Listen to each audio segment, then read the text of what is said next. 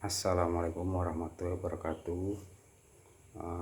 Selamat malam. Perkenalkan, saya dari mahasiswa Teknik Sipil Universitas Pancasakti Tegal.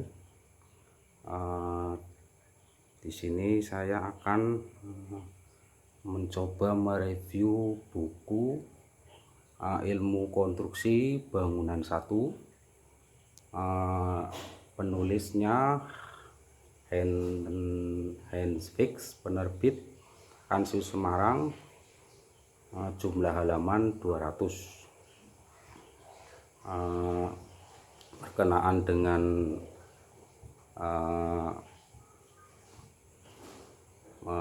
review buku tersebut, akan saya jelaskan mulai dari proyek bangunan yang dimulai dari tahap perencanaan, meliputi prarencana proyek, pembikinan gambar, dan pembikinan gambar bangunan maupun gambar proyek. Selanjutnya dilanjutkan dari izin bangunan. Setelah mendapatkan izin dan lain sebagainya, dilanjutkan dari kebutuhan uang bangunan, terus hubungan kerja antara ahli dan pemberi tugas. Setelah bab pertama terselesaikan, dilanjutkan dari mulai penyelidikan tanah. Di situ ada macam-macam keadaan tanah, yang meliputi batuan gunung, tanah liat, tanah lempung maupun liat. Cara penyelidikannya bisa menggunakan metode bor tangan. Setelah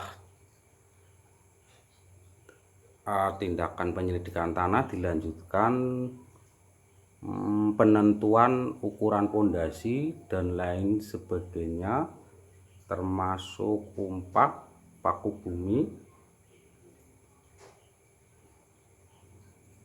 pengeboran, dan pencegahan pada daerah-daerah berawak. Dilanjutkan untuk bab keempat, meliputi drainase, pengetahuan drainase untuk bangunan yang akan dikerjakan, macam-macam saluran, bisa saluran air hujan, saluran air kotor, maupun saluran industri. Sistem-sistem saluran bisa menggunakan sistem pengurasan, sistem ganda, maupun selokan terbuka. Untuk selanjutnya konstruksi dinding, di sini untuk di Indonesia pada umumnya menggunakan batu bata, atau yang lebih modern lagi bisa menggunakan bata ringan.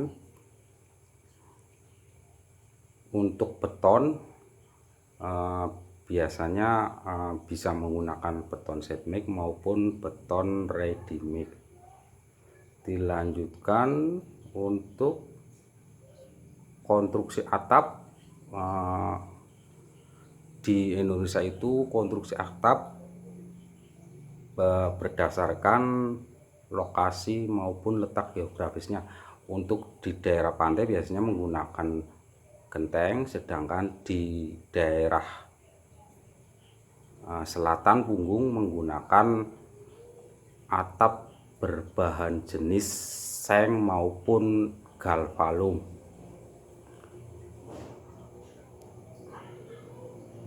Untuk selanjutnya proses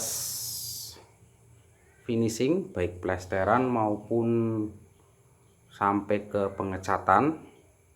Setelah pekerjaan lantai maupun beton terselesaikan, untuk lantai bisa menggunakan bahan keramik, bisa menggunakan granit, ataupun pakai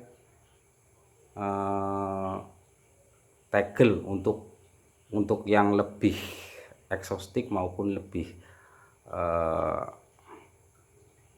modern lagi, bisa menggunakan jenis batuan traso.